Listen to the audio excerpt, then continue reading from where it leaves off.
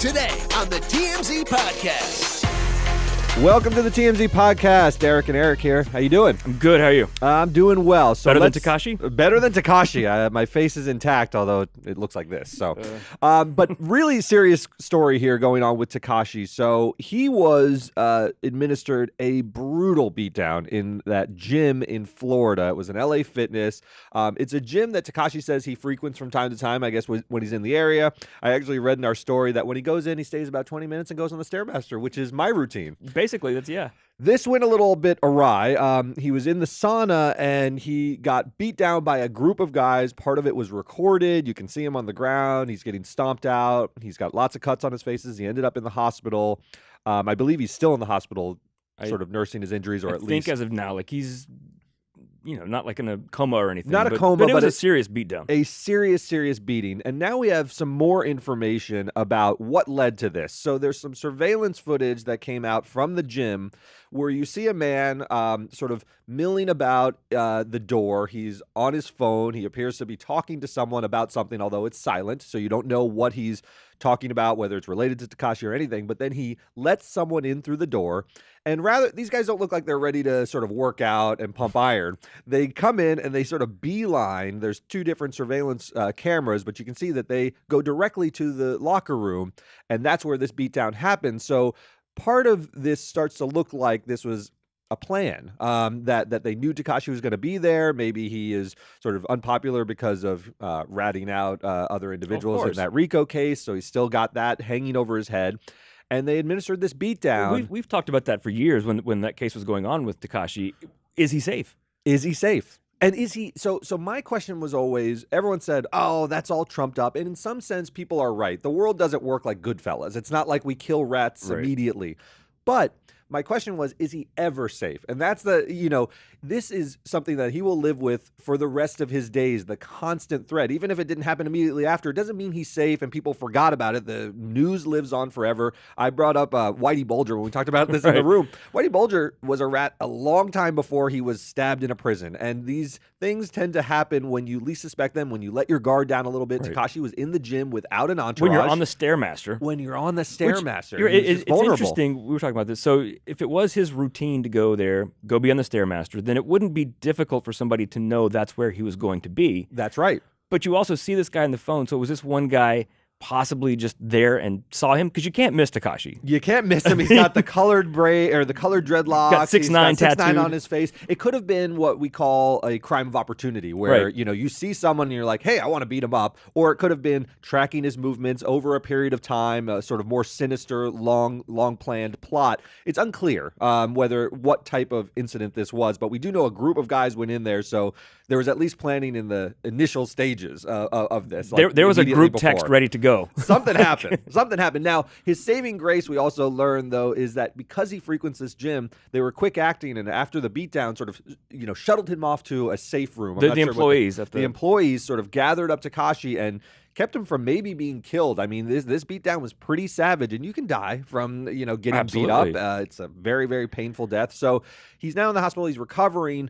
I don't think this is done because his attorney, Lance Lazaro, says, I'm going to talk to the feds about upping his protection, and he may need it for a period of time. Right. Interesting to be, if Tekashi knows who these people are, if he was familiar with them at all, does he name names? Fascinating. I mean, fascinating. You're right. Does he? Does he rat on the people who beat him up for being a rat? That will because be then they'll get arrested, overlay. And then at least those people are out of his way. Or does he trumpet this and stay quiet and say, I have redeemed myself in the eyes of people because now I'm no longer the rat you think I am. Look, I could have ratted these guys out. I know who they are, but I'm not doing that. So forgive me for the previous ratting. Unclear whether that'll work. But if this becomes a police investigation, can he say, I know who they are, but I'm not naming?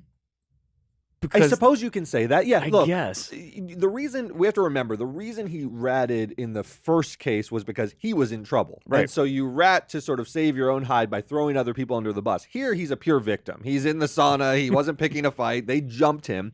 So, he's not as incentivized to tell the police who it is because he's not trying to save himself from going to prison. In the other instance, it's either you in prison or them in prison you sometimes rat. Here, he can stay quiet because he just has to recover from injuries. He may be mad and vindictive and want to name names, but there's a reason not to because these types of consequences will follow you. You know, and I'm not sure he does know them. There's this sort of code of, you know, all rats are bad. It's not necessarily the people he wronged, but generally in some communities, it's seen as there needs to be consequences for this kind of conduct more broadly as a general deterrent for it. Even if we don't know Tekashi, we want to send a message to potential rats in our crew that you don't do things this way. You know what I mean? Yeah. No, and I think maybe, it might have been, as you said, a crime of opportunity. You see him there, you round the boys up, and you go teach him a lesson. Yeah, and it raises your profile. If you're the guy who like beat up Tekashi, you're all of a sudden kind of famous in certain circles that like, I gave him what's coming, because you can see some of them were posting videos saying I caught him slipping, which is like he didn't have his entourage and I jumped him. This is Tekashi trying to live a free life, and we're reminding him that he's still a rat. And I wonder real quick also about the LA Fitness employees, the ones who saved him. They got him out of harm's way. Was that sort of no? But interesting, if you work at the LA Fitness here in Florida, you're like, oh, holy crap, what do we do? Or because it's a gym, people fight. Yeah. Or they're like, oh, this is what we trained for. Oh, this is the protocol. This is what happens. Yeah. No, it could be some of that. It was quick acting on their part. I do wonder. I think saving him is obviously the right move. You don't want to see someone beat up in your gym, but there's all these sort of like other consequences from these incidents. Are they sort of like helping a rat? Will people see them differently?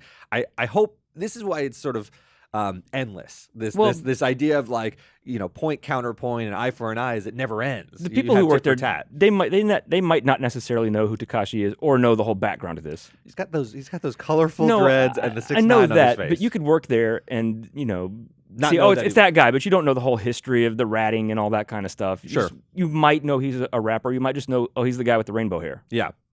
I wonder what Tekashi's going to do with all this. So when Tekashi got out, he was very, very boastful about like, come and get me. He would post a bunch of videos with stacks of cash. He was sort of inviting that kind of retribution, sort of challenging the notion that rats get beat up. He wanted to say, this is nonsense. No one's going to touch me. And he would go out and he wouldn't always show his entourage. They would maybe be there, but he'd put them off camera to act like the tough guy. He goes all sorts of places where he's out in the open and vulnerable, clubs and other countries to give away money.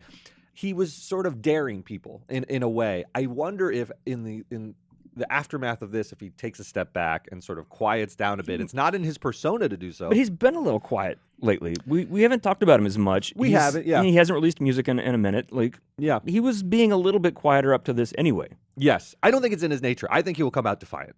I really do. Yeah. I think he got beat up and he's going to say, this is a one-off and I dare anyone to try it again. And that's what makes his situation so volatile and dangerous, is because Tekashi doesn't sort of calm down. He doesn't have that gear. You know, he's not a guy who'd be like, I learned my lesson. He's got a big 6ix9ine on his face and colored hair. He loves the drama. He made his name being a troll. I don't think he stops now because that's the way he makes money.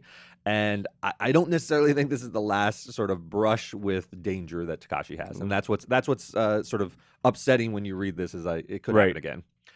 Let's move on to another story, which is really dark. I mean, look, the Tekashi story is a beatdown, but everyone's alive. Everyone's alive. This Murdaugh story, tell us where we are now, because there's been a new development with an old death case. Right. So the whole Murdaugh family, a lot of people have been following this trial. The dad was just sentenced for murdering his wife and son. Then the other son, Buster Murdaugh. That's Alec Murdaugh. He's in jail. Right. So Buster's been implicated by the mother of a kid who was murdered in 2015. Stephen Smith was a student, a classmate of Buster Murdaugh back in the mid-2010s, and was found beaten to death in the road in South Carolina, in their town, suspected to be a hate crime because he was gay. Yes. And we see his mother, Sandy, had sent a letter to the FBI saying that she thought Buster did it, maybe beat him with a baseball bat, And she sent this letter in 2016. So Right. this is not jumping on the bandwagon of the Murdaugh family is responsible for all murders in South Carolina because they're in the news now. She sent this letter in 2016, and it reads like something you'd read today about the Murdaugh family. She's like, this is the most powerful family. They are very well connected. She says in the aftermath of her son's death, she got a call from a guy named Randolph Murdaugh, who is the solicitor. Now, that's a prosecutor in South Carolina who took a sudden interest very quickly in her son's death and then lost interest. After she says, contacted her, took a vested sort of interest in it, and then removed himself. And she finds it very suspicious. Right, because why would he randomly, like his nephew's classmate? Yes. Why would he be interested in that? Yeah. Now, he was a prosecutor, so maybe he was interested in prosecuting a homicide, but it didn't turn out that way. Well, you wouldn't lose interest in it. Exactly. You'd continue to prosecute the case. Right. And the circumstances of Stephen's death are very, very strange. So there are elements of it. His body was found in the road, so it was treated as a hit and run very quickly, yet there's no vehicle debris around. When you're hit by a car and you hit a windshield, there's broken glass, there's parts of fenders. Hitting a body is a big thing. If you hit a deer, the car gets very damaged. There's no vehicle debris. His injuries are in strange spots for vehicular collision.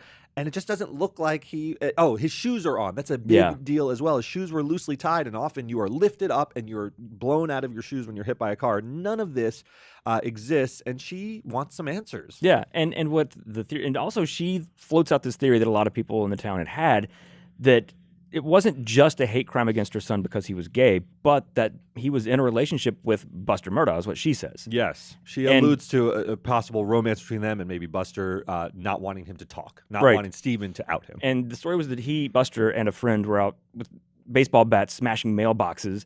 As little shits are wont to do. Yeah. It's true. And came across Stephen and just saw this as, hey, this is our chance.